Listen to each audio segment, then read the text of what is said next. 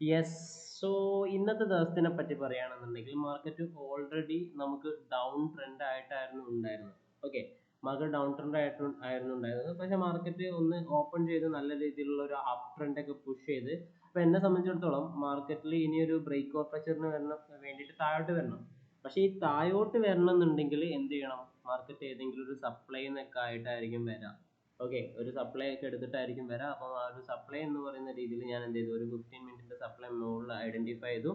ആ 15 മിനിറ്റിന്റെ സപ്ലൈയിലേക്ക് ഞാൻ എന്ത് ചെയ്തു, ഒരു ലോവർ ടൈം ഫ്രെയിമിലുള്ള ഒരു റിസ്ക് എൻട്രി ഞാൻ ഇവിടെ കൺസിഡർ ചെയ്തു. ഓക്കെ, 1 മിനിറ്റ് ടൈം ഫ്രെയിമിലാണ് എനിക്ക് എൻട്രി ഉണ്ടായിരുന്നത്. ബാങ്ക് നിഫ്റ്റി ആയിരുന്നു ഞാൻ നോക്കിയിട്ടുണ്ടായിരുന്നത്. ഇതായിരുന്നു എൻട്രി. ഓക്കെ, ഏകദേശം ഈ ഒരു സോണിൽ മാർക്കറ്റ് ടച്ച് ചെയ്യുന്ന സമയത്ത് എൻട്രി എടുത്തു. മാർക്കറ്റ് ഈ ഒരു ഏരിയ വരെ മാർക്കറ്റ് കിട്ടും എന്നുള്ള രീതിയിലുള്ള ഒരു ചെറിയൊരു മൊമെന്റം ക്യാച്ച് ചെയ്യാന്നുള്ള രീതിയിലായിരുന്നു എൻട്രി എടുത്തിട്ടുണ്ടായിരുന്നത്. പക്ഷേ അവിടുന്ന് ഉണ്ടായത് മാർക്കറ്റ് നല്ല രീതിയിലുള്ള ഒരു ഫോൾ സംഭവിക്കുകയാണ്. ആ ഫോളിൽ ഏകദേശം എനിക്ക് പറയുകയാണെന്നുണ്ടെങ്കിൽ ഒരു 4%ഓളം എനിക്ക് ലോസ് വന്നിട്ടുണ്ടായിരുന്നു.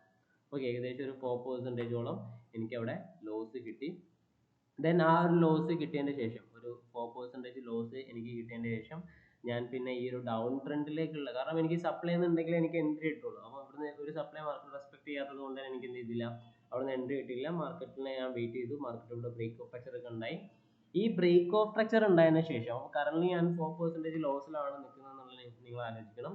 ദെൻ ആ ഒരു ബ്രേക്ക് ഓഫ് സ്ട്രക്ചർ ഉണ്ടായതിനു ശേഷം എനിക്ക് എന്ത് ചെയ്യാം, ഇത് ഈ ഒരു ഇൻഡ്യൂസ്മെന്റിലേക്ക് പോകുന്നു എന്നുള്ള രീതിയിൽ എനിക്കൊരു എൻട്രി എടുക്കാം. പക്ഷെ അപ്പോഴും എനിക്ക് ഏതെങ്കിലും ഒരു ഡിമാൻഡ് സോണിൽ നിന്ന് എൻട്രി കിട്ടുള്ളൂ.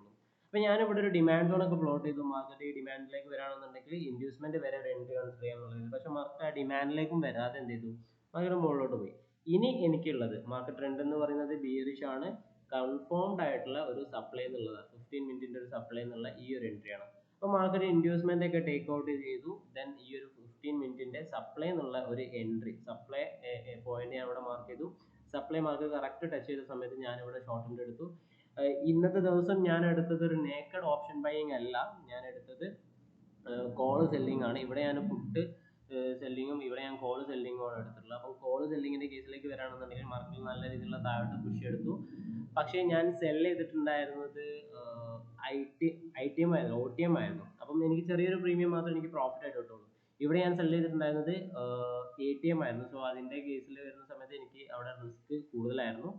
അതുകൊണ്ട് തന്നെ എനിക്ക് എസ് എൽ അടിച്ചത് 4% ഇവിടുത്തെ കേസിലേക്ക് വരാണെന്നുണ്ടെങ്കിൽ എനിക്ക് മാർക്കറ്റ് താഴോട്ട് വന്ന സമയത്ത് ടോട്ടൽ പ്രോഫിറ്റ് ആയിട്ട് കിട്ടിയിട്ടുള്ളത് 6.2% ആണ്. ടോട്ടൽ ടാർഗറ്റ് എന്ന് പറയുന്നത് നമുക്ക് 8% ഉണ്ടായിരുന്നു. പക്ഷെ എന്നാലൊരു 2.4 ആയ സമയത്ത് ഞാനൊരു 6.2% പ്രോഫിറ്റിലേക്ക് എത്തി, ഏകദേശം ഈ ഒരു പോയിന്റ് വരെ. അപ്പൊ ഇവിടുന്ന് ഞാൻ എന്ത് ചെയ്തു, ഈ ഒരു ഏരിയയിൽ നിന്ന് കറക്റ്റ് ഒരു ഇൻഎഫിഷ്യൻസി എടുക്കുന്നത് കണ്ടപ്പോൾ ഞാൻ എന്ത് ചെയ്തു, ഒരു 6.2%ൽ ഞാൻ പ്രോഫിറ്റ് ബുക്ക് ചെയ്ത് മാർക്കറ്റിന് മാറാണ് ചെയ്തിട്ടുള്ളത്. ദെൻ ഈ എൻ്റെ ബ്രേക്ക് ഇവൻ പോയിന്റ് എന്ന് പറയുന്നത് ഈ ഒരു ഏരിയ ആയിരുന്നു. ഇതിന്റെ താഴത്തെ എവിടെ ക്ലോസ് ചെയ്യുന്നുണ്ട്, ഇപ്പം നോക്കുകയാണെങ്കിൽ അത് 0 ആണ്. ഈ ചെറിയൊരു പ്രോഫിറ്റ് ഒരു 1.5% കൂടി എനിക്ക് ആഡ് ആവുമായിരുന്നു ഞാൻ വെയിറ്റ് ചെയ്തിട്ടുണ്ടെങ്കിൽ. പക്ഷെ അതിന് ഞാൻ വീണ്ടും ഒരു 1.5 മണിക്കൂർ ഞാൻ വെയിറ്റ് ചെയ്യേണ്ടി വരും. അപ്പം അതൊരു റിസ്ക് ആണ്. അപ്പം അതുകൊണ്ട് തന്നെ ഞാൻ എന്ത് ചെയ്തു, 6.2%ൽ ഞാൻ ആ ഒരു ട്രേഡ് ക്ലോസ് ചെയ്തു. അപ്പം ഫസ്റ്റ് ട്രേഡിൽ ഒരു 4% എനിക്ക് ലോസും സെക്കൻഡ് ട്രേഡിൽ 6.2% എനിക്ക് പ്രോഫിറ്റുമാണ് വന്നിട്ടുള്ളത്. ഇനി ഈ ഒരു ട്രേഡിലേക്ക് വരുന്ന സമയത്ത് ഞാൻ ഒരു കാര്യം പറഞ്ഞുതരാം. ഈ ഒരു 4% ലോസ് എനിക്ക് ഉണ്ടാവാനുള്ള കാരണം ഞാൻ ATM-ൽ ഞാൻ സെൽ ചെയ്തത് കൊണ്ടാണ്. ATM-ന്റെ പ്രത്യേകത എന്താ വെച്ചിട്ടുണ്ടെങ്കിൽ നമുക്ക് സെൽ ചെയ്യുന്ന സമയത്ത് നമുക്ക് എന്ത് ചെയ്യും, ഇവിടെ കിട്ടുന്ന ലോസ് ആണെങ്കിലും കൂടുതലായിരിക്കും, കിട്ടുന്ന പ്രോഫിറ്റ് ആണെങ്കിലും നമുക്ക് കൂടുതലായിരിക്കും. കാരണം നമ്മൾ വലിയ പ്രീമിയത്തിലായിരിക്കും ട്രേഡ് ചെയ്യാം. OTM-ന്റെ ഇതെന്താണെന്ന് വെച്ചിട്ടുണ്ടെങ്കിൽ നമുക്ക് കിട്ടുന്ന ലോസ് ആണെങ്കിലും കുറവായിരിക്കും, അതേപോലെ തന്നെ പ്രോഫിറ്റ് ആണെങ്കിലും നമുക്ക് കുറവായിരിക്കും എന്നുള്ളതാണ്. കാരണം നമ്മൾ ചെറിയ പ്രീമിയത്തിലാണ് നമ്മൾ എന്ത് ചെയ്യുക, ഇവിടെ ട്രേഡ് ചെയ്യുക. അപ്പം ഞാൻ ഓൾറെഡി ലോസിൽ നിൽക്കുന്നത് കൊണ്ടാണ് ചെറിയ പ്രീമിയത്തിൽ ഞാൻ അവിടെ ട്രേഡ് ചെയ്തിട്ടുള്ളത്. എന്നാലും എനിക്ക് ലോസും കവർ ചെയ്ത് 2.2% പ്രോഫിറ്റിലേക്ക് ആവാൻ വേണ്ടി പറ്റി എന്നുള്ളതാണ് ഇവിടെ ഉള്ളത്. ദെൻ നമ്മളെ OI-ന്റെ കേസിലേക്ക് വരാണെന്നുണ്ടെങ്കിൽ ഈ ഒരു ഏരിയയിൽ നമുക്ക് OI എന്ന് പറയുന്നത് നമുക്ക് ഫേവർ ആയിരുന്നു. മാത്രമല്ല PCR ഇവിടുന്ന് ഒരു എൻട്രി ഞാൻ ഭയങ്കര ബ്ലൈൻഡ് ആയിട്ട് എടുത്തതല്ല. ഇവിടുന്ന് PCR എന്ന് പറഞ്ഞത് 6 ബിലോ ആയിരുന്നു ബാങ്ക് നിഫ്റ്റിയിൽ ഉണ്ടായിരുന്നത്. സോ അതും ഒരു റീസൺ ആണ് മാർക്കറ്റിൽ ഒരു ബുള്ളിഷ് മൊമെന്റം ഞാൻ എക്സ്പെക്ട് ചെയ്യാനുള്ളത്.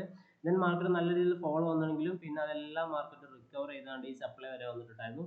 ഈ സപ്ലൈ എത്തിയ സമയത്ത് എനിക്ക് PCR എന്ന് പറയുന്നത് പ്രോപ്പർ ആയിട്ട് 1-ന്റെ മേലായിരുന്നു വന്നത്. അപ്പം ആ ഒരു ഇൻഡിക്കേഷൻ എന്ന് പറയുന്നത് മാർക്കറ്റിൽ ഒരു ബിയറിഷ് ട്രെൻഡിനുള്ള ഒരു സാധ്യത ആണ് അവിടെ കണ്ടിട്ടുള്ളത്. സോ അതുകൊണ്ട് തന്നെയാണ് ഞാൻ എന്ത് ചെയ്തത്, PCR കൂടി കൺസിഡർ ചെയ്തിട്ടായിരുന്നു ഈ ഒരു എൻട്രി ബാങ്ക് നിഫ്റ്റിയിൽ ഞാൻ എടുത്തിട്ടുണ്ടായിരുന്നത്. അപ്പോൾ ഇന്ന് ബാങ്ക് നിഫ്റ്റിൻ്റെ എക്സ്പയറി ഡേ ആണ്. അപ്പം ഞാൻ കൂടുതലും ഈ ഒരു ഷോർട്ട് എൻട്രീസ് അല്ലെങ്കിൽ പൊസിഷൻ ട്രേഡ്സ് എടുക്കുമ്പം എക്സ്പയറി ഉള്ള ഇൻഡെക്സിലാണ് ട്രേഡ് എടുക്കാൻ വേണ്ടി നോക്കുന്നത്. അങ്ങനെ വരുന്ന സമയത്ത് നമുക്ക് തീറ്റ എന്ന് പറയുന്നത് എന്ത് ചെയ്യാം, നല്ല രീതിയിൽ യൂട്ടിലൈസ് ചെയ്യാൻ വേണ്ടി പറ്റുന്നതാണ്. അതായത് ഈവൻ എൻ്റെ ടാർഗറ്റ് അടിക്കാനൊന്നും വേണ്ട, എനിക്ക് ഈ ലൈനിൻ്റെ തൊട്ട് താഴെയായിട്ട് എവിടെ ക്ലോസ് ചെയ്തിട്ടുണ്ടെങ്കിൽ എനിക്ക് പ്രോഫിറ്റ് ആയിരിക്കും എന്നുള്ളതാണ് എന്ത് ചെയ്യുന്നത്, എക്സ്പയറി ദിവസം നമ്മൾ ഏതെങ്കിലും ഒരു ട്രേഡിൽ പൊസിഷൻ ട്രേഡ് എടുക്കുന്ന സമയത്തുള്ള ഏറ്റവും വലിയ പ്രത്യേകത.